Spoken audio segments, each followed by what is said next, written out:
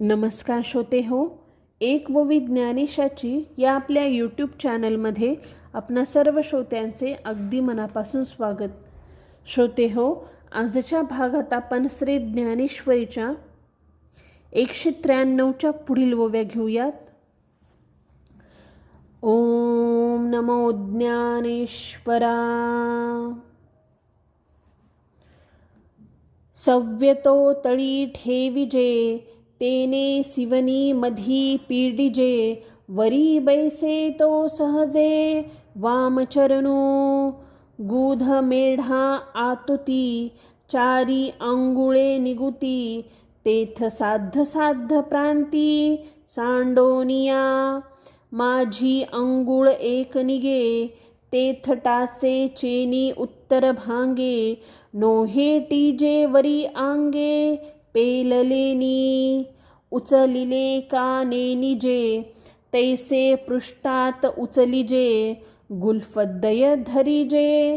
तेनेची माने मंग शरीर संचू पार्था. अशेष ही सर्वथा, पाषाणीचा माथा स्वयंभू होय.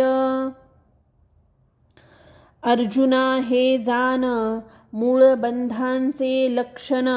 वज्रासन गौण नामयासी, ऐसा अंधारी मुद्रा पडे. आणि आधीचा मार्गू मोडे, तेथ अपानू आतुलीकडे. ओहोटो लागे तव कर सपूट आपोसे. वामचरणी बैसे, तव बाहुमुळी दिसे.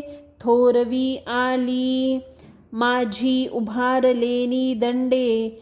शिरकमळ होय गाढे, नेत्रद्वारीची कवाडे. लागू पाहती वरचली पाती ढळती. तडीची तडी पुंजाळती, तेथ अर्धोन मिलित स्थिती. उपजे तया दिठी राहोनी आतलीकडे. बाहेर पाऊल घाली कोडे, त्या ठाई ठाऊ पडे. नासंगी पीठ.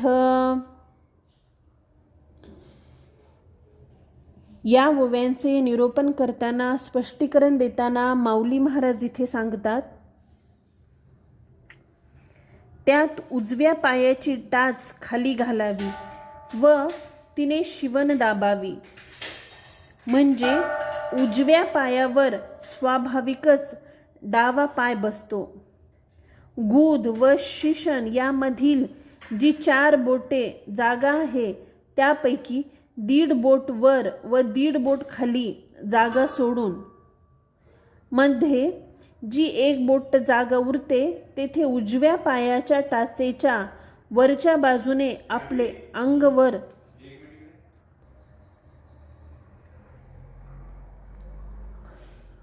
उचलला आहे की नाही हे ना कळले अशा तऱ्हेने पाठीचा भाग उचलावा व त्याच प्रकारे दोन्ही घोटे उचलून धरावेत.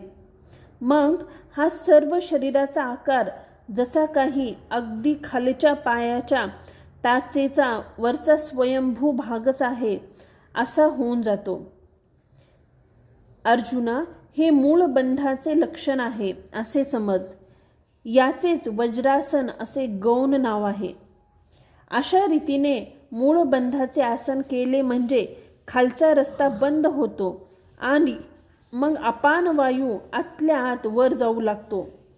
तेव्हा डाव्या पावलावर सहज दोन्ही हात द्रोणाकार करून ठेवावेत, म्हणजे दोन्ही खांदे वर चढलेले दिसतात. पाठीच्या उभ्या कण्यामुळे चढलेल्या खांद्यात मस्तक घट्ट राहते व डोळ्यांच्या पापण्या मिटू लागतात. वरच्या पापण्या ढळतात, खालच्या पापण्या खाली पसरतात. तेव्हा डोळे अर्धे उघडलेले व अर्धे मिटलेले दिसतात. दृष्टीही आतल्या आतच राहते. जर कौतुकाने बाहेर आलीस तर ती नेमकी नाकाच्या शेंड्यावर पडते.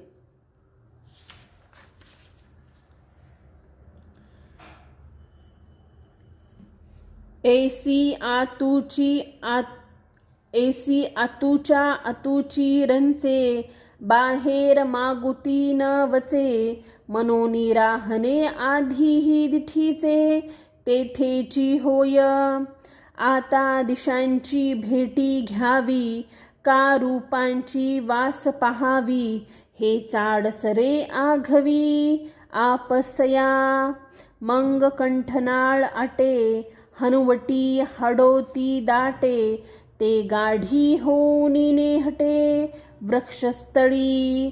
माझी घटिका लोपे, वरी बंधू जो आरूपे, तो जालंधरू म्हणिपे पंडुकुमारा.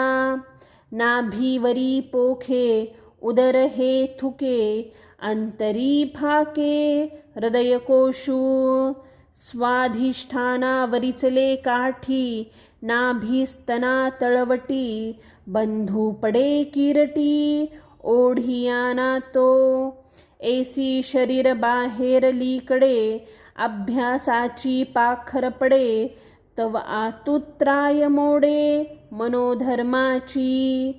कल्पना निमे प्रवृत्ती क्षमे, आगमन विरामे सावियांची.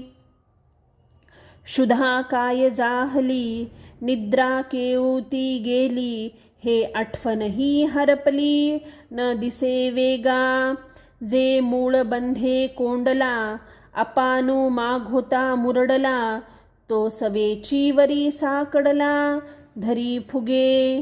क्षोभलेपणे माझे, उवाईले ठावी गांजे, मणिपुरेसी झुंजे राहोनिया. मग थावलिया वाहुटळी, सैघ्य घेऊनी घर डुहाळी, बाळपणीची कुहिटुळी बाहेर घाली. अंतर्मुख झालेली दृष्टी कायम राहते, पुन्हा बाहेर येत नाही. अर्धी दृष्टी नासंग्री स्थिर होते. आता त्या दृष्टीला दाही दिशा पाहाव्यात अथवा विषय पाहावा अशा सर्व इच्छा आपोआपच नाहीशा होतात.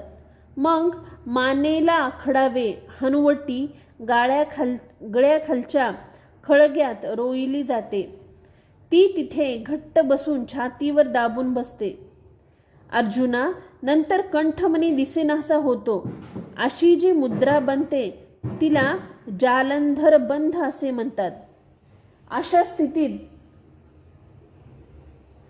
बेंबी थोडी उंचावते, पोट साफ होऊन जाते आणि हृदयकमल आत प्रफुल्लित होते. अर्जुना, शिशानावरील कंठास भागास बंध पडतो, त्यास ओढीना बंध असे म्हणतात. याप्रमाणे शरीराच्या बाहेर अभ्यासाची छाया पडते व आतल्या बाजूस मनाची चंचलता नाहीशी होते, कल्पना नाहीशी होते. मनाची बाह्य विषयाकडे असणारी धाव थांबते व सहज शरीर व मन शांत होते. श्रोते हो, इथे आपल्या ज्ञानेश्वरीच्या अध्याय 6 यामधील 216 पूर्ण झालेल्या आहेत. झालेली सेवा मी सद्गुरू ज्ञानेश्वर माऊली आणि भगवान परमात्मा श्रीकृष्ण यांच्या चरणी रुजू करते. व्हिडिओ आवडल्यास प्लीज चॅनलला लाईक, शेअर आणि सबस्क्राईब जरूर करा. व्हिडिओ कसा वाटला हे कमेंट करून जरूर कळवा. ओम नमो ज्ञानेश्वराय.